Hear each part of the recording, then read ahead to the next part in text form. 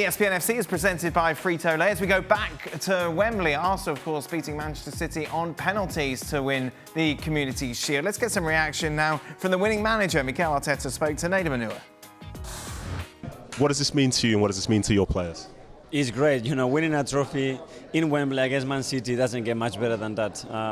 We knew the difficulty of the challenge that we had ahead of us, but I think we have competed really well. I think in the first half especially we have the biggest chances, and then we navigated some difficult periods which you have to do against a team like this. And then the moment we made a mistake, they punished us. And after that, it was to stay in the game. We made some changes, which made a big impact in the game, I think. And we never gave up. And when you do that in football, you can always score. We did it, and at the end we went on penalties. And what was the feeling like amongst the group heading into this season compared to a year ago?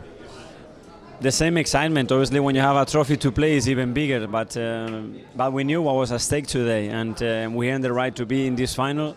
And as I said, it doesn't get much better than that to win it in Wembley against Man City with your fans. Of course, it's a very dramatic way to get that first goal. What do you make of the new rules in terms of stoppage time at the end of games? Do you like it? Do you not?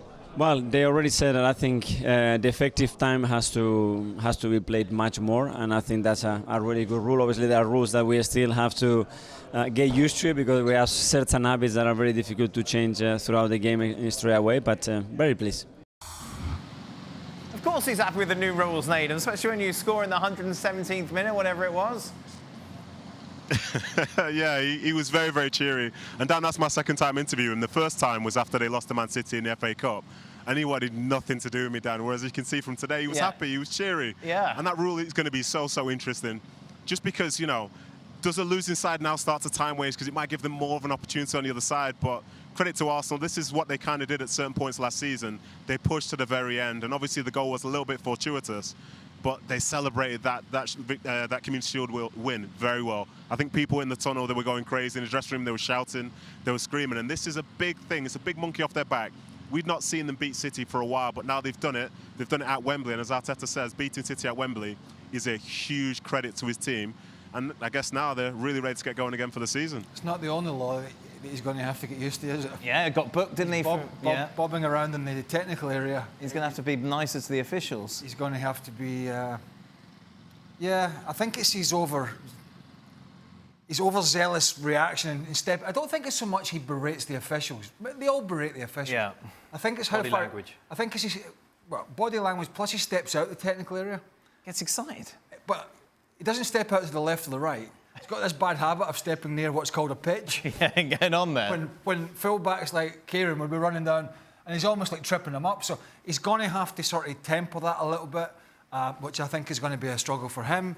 And that German guy at Liverpool. Oh, yes, Jurgen Klopp, Nedum's friend. Nedum, just going back to the added time, did you chat to some of your City mates about it? How do they feel? I think one of the issues that some people face is the fact that they weren't consulted about this rule change, or law change rather, but in fairness, I don't think they ever consulted about many.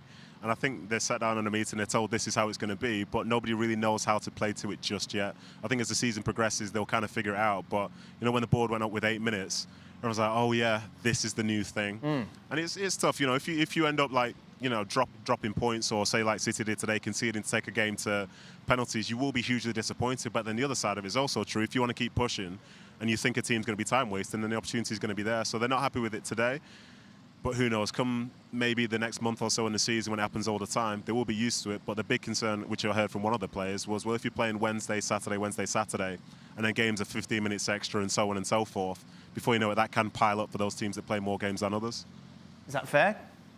Well, if it gets to a stupid level of, 15 minutes, which I don't... Well, Atletico Madrid could certainly push it that far. I don't envisage it will, but 7 or 8 minutes is not beyond the realms of decency. The board goes up. Quite often you've maybe seen, even in the past, 6 minutes.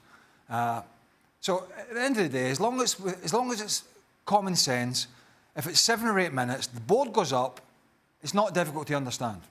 Whether you like it or not, you've got an extra 8 minutes. Yeah. Now, if we you've got 5 subs these days as well. And if you start getting in, if we start going over that into double figures and beyond, and teams are playing, as Nedum said, 3 times a week or whatever it is, then that's maybe getting a little silly. So there's a middle ground there. Thank you very much for watching ESPN FC on YouTube. For more highlights, analysis and exclusive content, be sure to subscribe.